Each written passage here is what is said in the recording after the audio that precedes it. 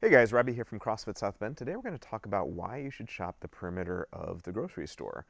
So put simply, you should shop the perimeter of the grocery store because that's where the real whole food is. So if you've seen any of our other videos, you'll know that real whole food is going to be things like meat and eggs and seafood and poultry, some quality protein, some veggies, some healthy fat, things like olive oil and macadamia nuts and avocados.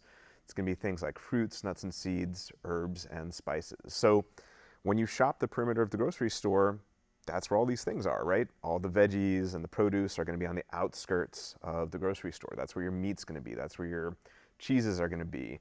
Generally speaking, that's where the real whole food is, and the more processed foods tend to be in the middle. So why is eating real whole food so important? Well, for a few different reasons. Number one, real whole food is super nutrient dense, so it has a ton of micronutrients in it that make you healthier. It helps regulate your blood sugar, so there's no spiking and dipping throughout the day. It encourages a healthy psychological relationship with food where you're not addicted to food and overeating food. It leads to a healthy digestive system, and it tends to minimize inflammation and not cause it in the first place.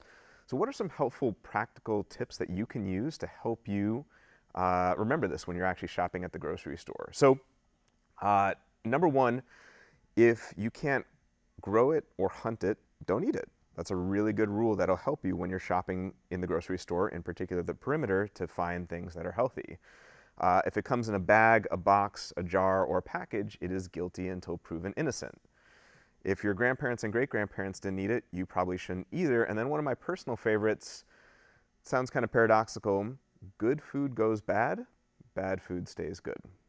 So real whole food will tend to expire and go bad, whereas bad food will stay good through the apocalypse. So speaking of bad food, why do we avoid those center aisles? Well, that's because that's where all the processed food tends to be. That's where the sugar-laden, salt-laden, hyper-processed food tends to be. So most of the things in those center aisles tend to be things that will last for years on end because they have these, gigantic amounts of salt and sugar and other things in them to basically preserve them for a very long time. So in general, you want to avoid those things because they have very few nutrients. They lead to lots of blood sugar spikes. They're psychologically addictive. They promote an unhealthy digestive system, and they're very inflammatory. So one of the simplest things you can do overall to improve your health is sticking to the perimeter of the grocery store.